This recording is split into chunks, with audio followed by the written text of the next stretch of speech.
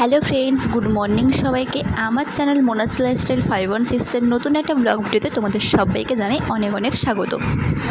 তো আশা করব সবাই এই গরমের মধ্যেও সুস্থ আছো, ভালো আছো, আর আমিও কোনো রকমই আছি, কারণ যে পরিমাণ গরম পড়েছে।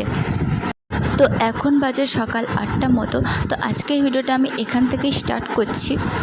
তো ভিডিওটার টাইটেল আর থাম্বনেল দেখে নিশ্চয়ই তোমরা বুঝে গেছো যে ভিডিওটা কী নিয়ে হতে চলেছে। তো চলো ভিডিওটা স্কিপ না করে কন্টিনিউ দেখতে থাকো। তো আমি তো স্নান টান সেরে নিয়েছি, তাই চলে এসেছি এদিকে ঠাকুরকে ফুল দিতে। এই যে দেখো কত ফুল আজকে বাবা তুলে নিয়ে এসেছে। মানে আমার শ্বশুরমশাই তো ধরো তোমার 3:30 4টা থেকে হাঁটতে চলে যায়, তো সেখান থেকেই ফুল তুলে নিয়ে আসেন। তো ফুল তুলে এনে রেখে দিয়ে শ্বশুরমশাই চলে গেছেন মাঠে।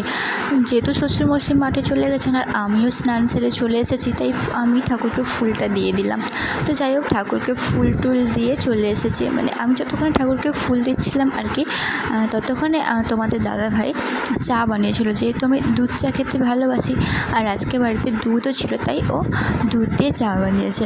তো চা বানানোর পরে আমি আর তোমাদের দাদা ভাই দুজনে বসে পড়েছি চা খেতে।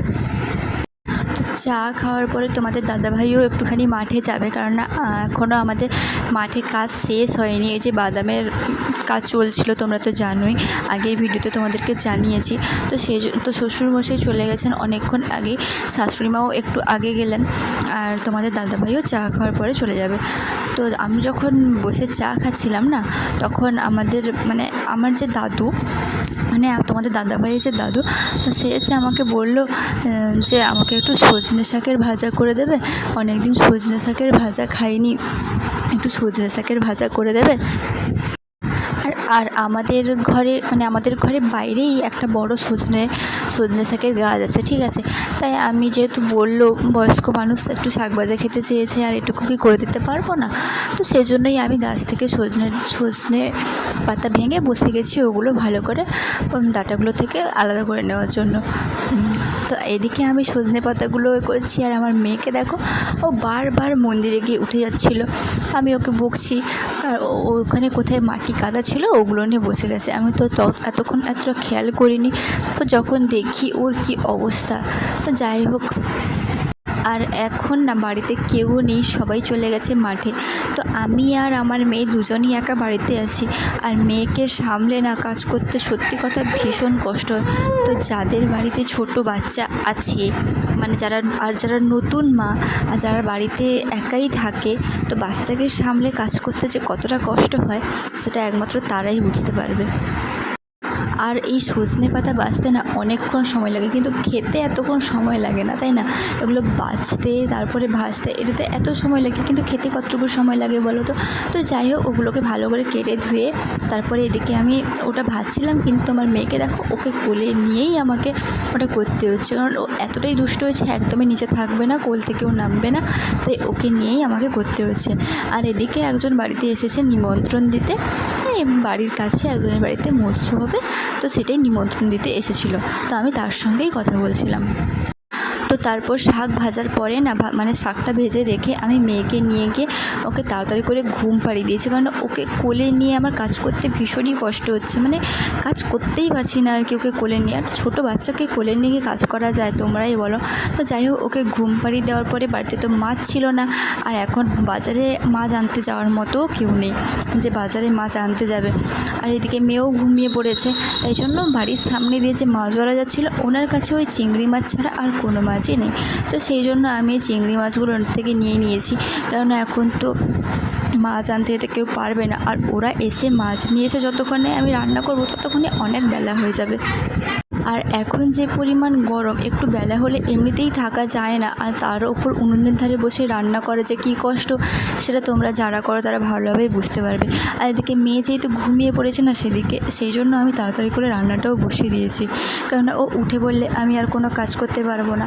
আর এদিকে সকাল থেকে ওই চা ছাড়া আমার আর কিছুই খাওয়া হয়নি, তো সেজন্যই আমি একটা গুড্ডে বিস্কুট নিয়ে আমি বসে গেছিলাম খেতে। আর আমি যখন মাছ কাটছিলাম তখন তোমার দাদাভাইরা বাড়িতে এসেছিলো খেতে, তো ওরা খেয়ে দিয়ে চলে গেছে, তারপরেই আমি রান্না করতে বসেছিলাম। কিন্তু আমার যেহেতু খাওয়া হয়নি, সেই জন্য আমি বিস্কুট খাচ্ছিলাম, আর মেয়ে এখনও ঘুমিয়ে আছে। সেই জন্য ঝটপট করে আমি রান্নাটা সেরে নিচ্ছি। বসে আমার যে সে কী অবস্থা, মানে একে তো এত গরম, তার উপর যে উনুনের পাশে বসে রান্না করছি, মানে আমার অবস্থা একদমই খারাপ। মানে ঘামে পুরো ভিজে, মানে ঘামে পুরো স্নান করে গেছি, এরকম অবস্থা। সে কী বলবো, একমাত্র যারা এই গরমে উনুনের পাশে বসে রান্না করে তো সে কষ্ট তারাই বুঝবে। তো যাই হোক, কোনো রকমে রান্না শেষ করেছি, কেননা রান্না তো করতেই হবে যেহেতু বাড়ির বউ। আর বাড়ির বউদের সবথেকে বড় চিন্তা যেটা, যে বাড়িতে 3 বেলা সবাইকে কী রান্না করে খাওয়াবো, মানে 3 বেলা বাড়িতে কী রান্না করব। আর এদিকে আমার অবস্থা দেখেছো তো কীরকম ভিজে গেছি। তো যাই হোক, মানে বাড়িতে যদি আমার এই অবস্থা হয় তাহলে ভাবো এখন যারা মাঠে কাজ করছে তাদের কী অবস্থা। তো দেখো, আমি তো রান্নাবান্না শেষ করে ঘরে এসেছি। এবার মেয়ে এখনও, যখন দরজা খুলে দেখি মেয়ে এখনও পর্যন্ত ঘুমিয়েই আছে, ঘুম থেকে ওঠেনি। আর তাছাড়া রান্না করতে করতে আমি রান্নাঘর থেকে 2-1বার উঠে এসে দেখে গেছি যে ও উঠে পড়েছে নাকি, কারণ উঠে পড়লে ও তো ছটপটে ভীষণ না, কোথায় যদি পড়ে টরে যায় তখন আবার সমস্যা। তো যাই হোক, ও ঘুমিয়ে আসে দেখে আমি ঝটপট করে ঘরটা পরিষ্কার করে নিলাম, ভালো করে ঝাড়টার দিয়ে নিলাম। আর এই ভিডিওটা ছিল মানে জামাই ষষ্ঠীর আগের দিনের ভিডিও। তো গতকাল জামাই ষষ্ঠী, তো জামাই ষষ্ঠীতে কারা কারা যাচ্ছ আর কারা কারা যাচ্ছ না অবশ্যই কিন্তু কমেন্ট করে জানিও। আমি কিন্তু কাল জামাই ষষ্ঠীতে বাবার বাড়িতে যাচ্ছি না। তো কেন যাব না সেটা তোমাদেরকে পরের দিন, মানে পরে একটা ভিডিওতে জানিয়ে দেব, ঠিক আছে। তো যাই হোক, এখন তো দেখতেই পাচ্ছ গরমে পুরো ভিজে গেছি, আর তাই একটু ফ্যানের নিচে এসে বসে আমি জল খেলাম। এরপর যাব স্নান করতে, কেননা ঘামে যেভাবে ভিজে গেছি এই অবস্থায় না থাকা যাবে না, মানে থাকতেই পারছি না যে অবস্থা। তো যাই হোক, চলো আমি এবার স্নান সেরে নিই। আর তারপর না দুপুরে খাওয়া দাওয়ার পরে আমি একটু ঘুমিয়ে পড়েছিলাম। আর ঘুম থেকে যখন উঠে দেখি সবাই চলে গেছে মাঠে, আর ফোনে দেখি একটা ইমেল এসছে। তো সেটাই আমি বড়মশাইকে বলতে গেছিলাম যে জানো আমাদেরকে এখন একটু ব্যাংকে যেতে হবে, আমার কাছে একটা ইমেল এসেছে। তো বললো যে হ্যাঁ যাও তাহলে, তুমি রেডি হয়ে নাও, আমি যাচ্ছি। তো একজন আমাকে কমেন্টে, মানে একজন আমাকে বারবার জিজ্ঞাসা করছিল যে দিদিভাই তুমি কেন বারবার ব্যাংকে যাচ্ছ, তুমি কি তাহলে ইউটিউব থেকে পেমেন্ট পেয়ে গেছো? না গো বনু, আমি না এখনও পর্যন্ত কোনো পেমেন্ট পাইনি। আসলে আমি ব্যাংকে যাচ্ছি আমার ওই তোমার প্যান কার্ডের জন্য। তো সেই জন্যই আমি ব্যাংকে গেছিলাম আগের বার, সেবার হয়নি। তো আজকে আমাকে আবার ডাকা হয়েছে, তো সেজন্যই আমি আর তোমাদের দাদাভাই দুজনেই গেছিলাম। তো মেয়েকে নিয়ে যাইনি।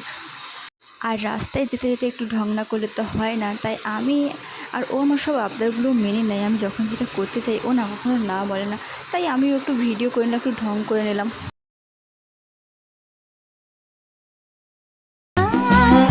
চিরসাথী শুভ সকাল শুভ রাত্রি, আমি যতবারই জীবনে পেয়েছি তো এবারেও ব্যাংকে এসে আমাকে 1.5 থেকে 2 ঘন্টা বসে থাকতে হয়েছিল, তারপরে গিয়ে কাজটা হয়েছে।